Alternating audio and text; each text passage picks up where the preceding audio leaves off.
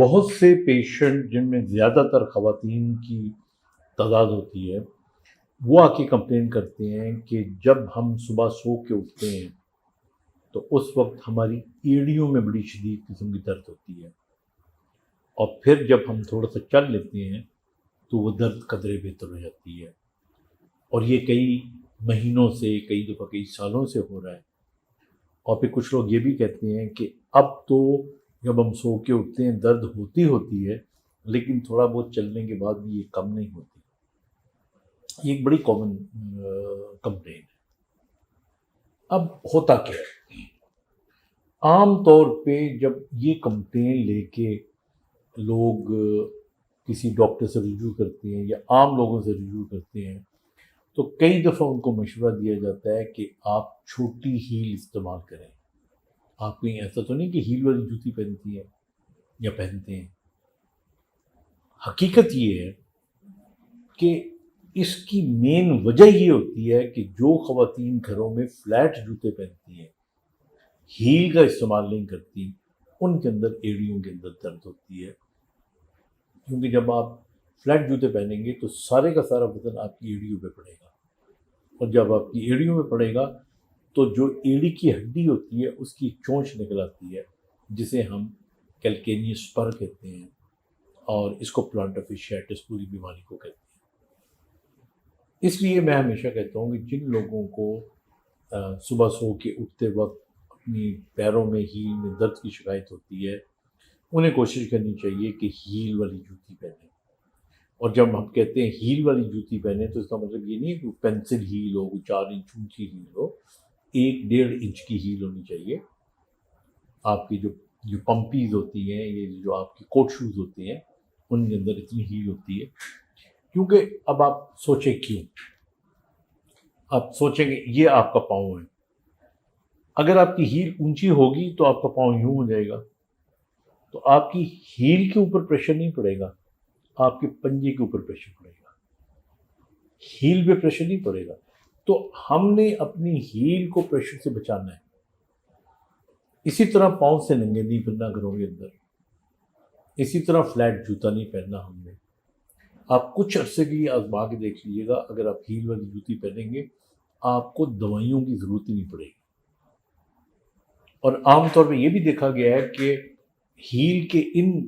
جو پین والے پیشنٹس ہوتے ہیں یا تو خواتین ہوتی ہیں یا ٹیچرز ہوتے ہیں، میں نے دیکھا ہے یہ ہمارے سارجنٹس جو ٹریفک کنٹرول کر رہے ہوتے ہیں وہ ہو سکتے ہیں، ڈاکٹرز ہو سکتے ہیں،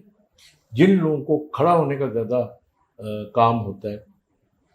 انہیں کو زیادہ پریشر پڑتا ہے اپنی ہیل کے اوپر، اور اسی وجہ سے ان کی ہیل جو ہے وہ پینفل ہو جاتی ہے، ہیل میں ایک ایڑی میں ہڈی ابھر جاتی ہے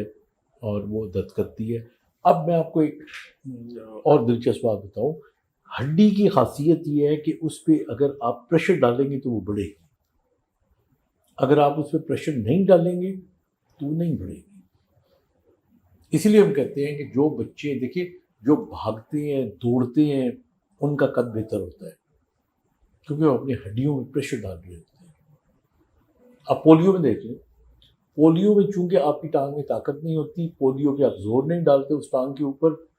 ہڈی پہ پریشر نہیں پڑتا، اکثر پولیو کے لوگوں کی ٹانگ چھوٹی رہ جاتی ہے۔ تو اس لیے ہڈی کی خاصیت ہے اس پہ اگر آپ زور ڈالیں گے تو وہ بڑھے گی، اور اگر آپ وہ پریشر ڈالیں گے تو کم ہو جائے گی۔ تو جن لوگوں کو کیلکینیس پر ہوتا ہے انہیں چاہیے نمبر 1 ایک تو آپ وہ جوتا پہنیں جس میں ہیل ہو، نمبر 2 پاؤں سے ننگے نہ پھریں، نمبر 3 کیلشیم کی کمی نہیں ہونی چاہیے۔ پھر اس کے بعد اگر ان چیزوں سے آرام نہیں آتا تو پھر ہیل پیڈ آپ کو اورتھیٹک ورک شاپ سے، جس طرح میو ہاسپٹل میں ہے، JPMC کراچی میں ہے، فوجی فاؤنڈیشن میں ہے، AFIRM میں ہے، مختلف جگہوں پہ ہے، وہ ایک ہیل ہوتی ہے بنی ہوئی جو درمیان سے خالی ہوتی ہے، وہ آپ استعمال کریں، اس سے پھر آپ کو بہت فائدہ پہنچ سکتا ہے۔ اور پھر اس کے بعد بھی اگر فرق نہ پڑے تو میں عام طور پہ پھر اپنے پیشنٹ کو ٹیکا لگاتا ہوں ہیل کے اندر، اور یہ اسٹیرائڈ کا ٹیکا ہوتا ہے، عام طور پر ایک ٹیکا ہی کافی ہوتا ہے، لیکن بعض اوقات ہمیں 2-3 دفعہ اس کو ریپیٹ کرنا پڑ جاتا ہے۔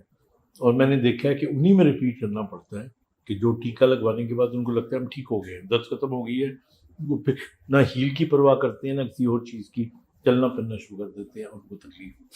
بڑھ جاتی ہے. اور لاسٹ جو اس کا ریزورٹ ہوتا ہے دیٹ از ان سرجری. تو اس لیے شروع ہی سے پریکاشن کریں، اور جو میں نے باتیں بتائی ہیں اس کو آپ انڈرسٹینڈ کر لیں. یہ اس کی پیتھوفیزیولوجی ہے، اور وہ انگریزی میں کہتے ہیں نا prevention is better than cure. So try to prevent it rather than to cure it. Thank you.